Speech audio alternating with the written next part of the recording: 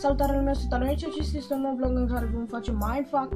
Dacă nu știți ce e, că nu a făcut cam niciun youtuber asta, acum am inventat eu, nu știu ce naiba, dar în acest episod o să pun mai multe poze și o să trebuiască să-mi dau seama ce naiba să scrie în acele poze, deci hai să începem acest vlog.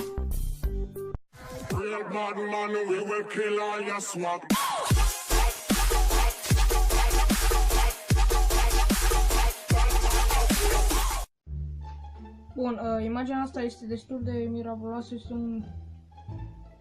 Aha! Deja am văzut-o. La ușă. Sau nu cred că e la... Mai ales două chestii. Deci unul acolo, deci când băiatul face așa, e ceva în spatele lui, dar mai e și ceva la ușă.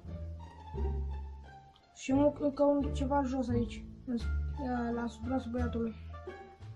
Eu cred că ar fi asta de la ușă. Asta ai găsit-o repede, frate, să mori. Să știți că la pozele astea nu m-am uitat decât dar cu sebi. De viața mea. Acest tip este destul de simplu. Încercați să... Era mai bine să fie mai greu, că aici se vede repede. Este o persoană la ușă, din nou, o femeie. Poate așa a prins. Bun, asta chiar că nu-mi dau seama încă.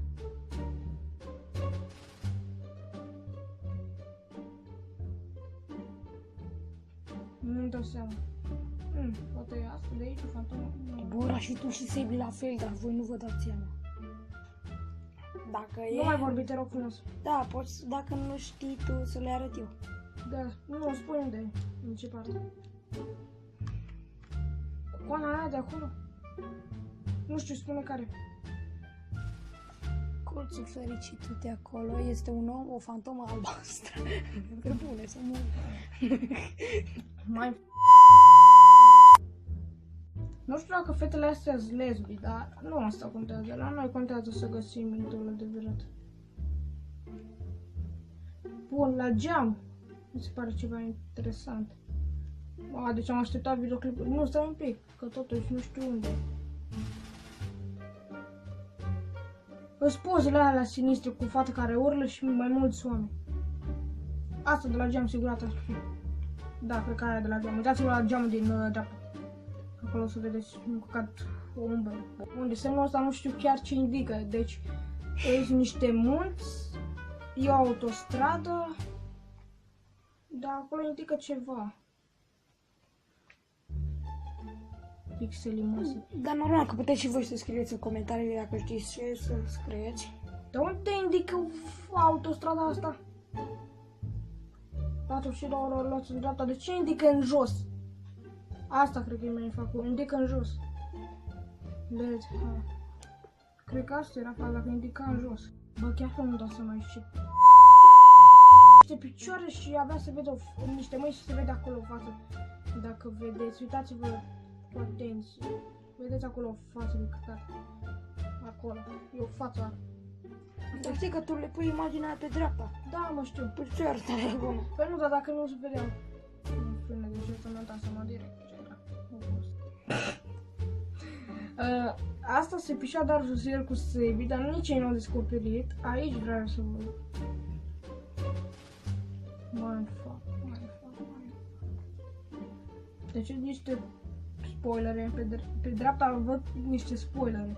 Și baba asta este atât de fericită, dar sub masă mi se pare. Nu, sub masă e un covor. Poate chiar baba e mai nefăcut. Adică o babă cu scaunul. Da, cred că ea ar fi. Stați, că mai e și ceva pe dreapta. O mână, mi se pare, elicopter. În fine, eu bănuiesc că baba e mai fac cu asta. Bun, nu știu ce mi scrie în mijloc aici. Look, e în pixel. Look sit top of the curta. Ce e curta? Păcat, nu înțeleg engleza asta așa bine.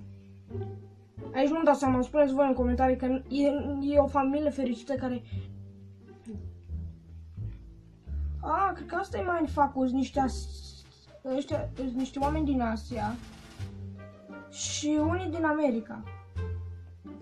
Locul, cred că zice cultura acolo.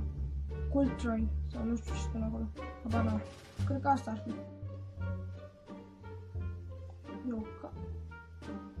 Mamă, ce m-am speriat, am văzut. Uitați-vă, super, e o femeie. Nu vedeți? Vă ajut? Mamă, și mă speriu. Deci m-am speriat ca dracu, deci asta am găsit-o. Eu mai fac horror, e un jumpscare, cred.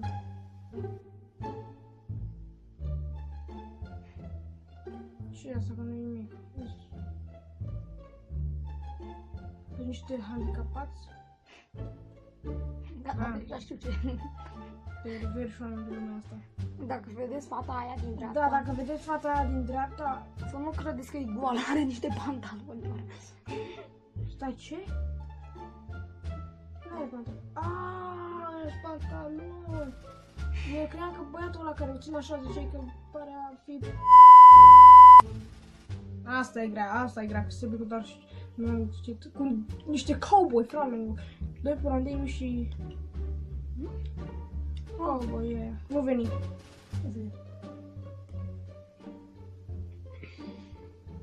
Mindfuck. Ce să văd eu în Mindfuck-ul ăsta? Niște oameni drăguți. Care, un bunic bun și niște copii, unul graș și o fată. Abar nu. Te duci la pistole că poate au o vibrație. Nu mă. Ciudat, asta nu dă seama. Mea asta pare destul de simplă, se joacă un joc. Să nu știu, e un soc acolo. Nu, chiar nu. Deci nu mai dau seama din mai. Da, eu știu. Ce e acolo? Să mă ajut dacă nu știu, dar încă nu.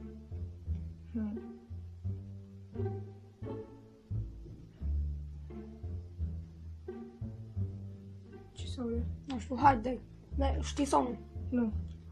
Dacă vedeți pe ecranul calculatorului, ea se uita la Slenderman sau nu știu ce era acolo judectul și Slenderman stă pe spate. Tu n-auzi că au zis că se uită la ceva, la un joc. Că ăla e joc, face ea un joc flyer. Atunci... Aici nu-mi dau seama dacă este omul ăla de acolo din ușă. E acolo un om în ușa aia, dacă vedeți, știți? Dar nu-mi dau seama deloc. Cred că aia ar fi, că e niște picioare și un picior care stă în așa ceva. Deci asta cred că asta ar fi. Fetița asta are de gând să-și ia muie. Dacă vedeți acolo în spate este o umbră de cățel asta și eu dau seama și un bunic repede. Sau nu e cățel, eu cream că e violator înainte. Ba nu mă, ba da, e cățel. Nu e ăla de fetița asta, care are părul așa împletit. Nu din cauza câinelui, dar are părul împletit ca dracu. Bun, aici pare totul normal, ăștia sunt la un car meeting sau un ăla de drifturi. Sau la un drag race, nu știu ce, nu, drag race. Se văd oglinzile? Geamurile? Că pare eu cu cea. Nu e absolut nimic. Ba, la cine zici că e ceva? Înseamnă al întrebării? Nu, asta nu-mi dau seama. Sau aici la mașina asta, nu, aia e lovită, că e prostul ăsta care o conduce. Nu-mi dau seama, să vă dați vreo seama la faza asta. Mai fac. Hai mai. Ăsta e un peștișor drăguț și adorabil, dar nu văd nimic. When you see that, ce să... Ba da, văd. Nu, eu n-am știut, dar e gâșca aia, nu? Uitați-vă, nu. E scuță. Uitați-vă aici, deci în dreapta, e oișorul ăla ce-o fi. Păi da, da, în dreapta Pe pe... dreapta mea, nu știu dacă și la voastră. Acolo. Se vede.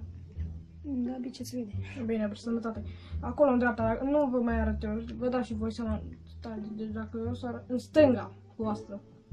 Deci acolo este o față așa, un schelet, un craniu, ce-o fi. Pe steagul ăsta e o față. Ăștia sunt pe el. Ce? Acum mi-am dat seama. Ăștia sunt pe lună. Dar în dreapta sus, la voi nu știu ce e dreapta, mai e încă o lună.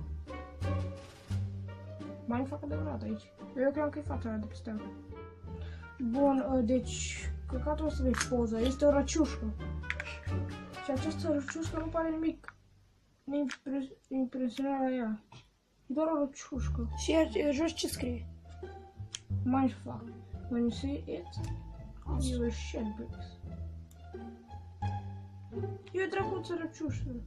Pare că ține gura așa? Nu știu cum mai vă ține. Altceva nu văd de mare.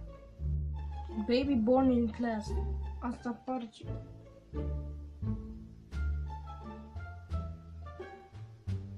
Da, cât de pixelată putea fi poza asta, mi-am dat seama. Uitați-vă la geamul ăla la voi ce este, deci, stânga. A, da, eu știu pe ăla. Deci, la geamul din stânga este o siluetă acolo frumos. Deci, Nu de ziceam. Eu ziceam ce-i pe ziar acolo. Albiciul ăla. albiciul Tu ăla. vezi că e o față de prost. Față Da. de prost, fraiere, e altă știre. Deci cam atât cu acest episod. Dacă v-a plăcut, nu uitați să apăsați butonul de like, iar noi ne revedem data viitoare cu un videoclip care este deja făcut, Marial Gheorghe partea a doua. Dar nu am meditat chiar așa cum trebuie. Na, e drăguț totuși cum l-am meditat. Deci, na, cam atât. Pa, pa.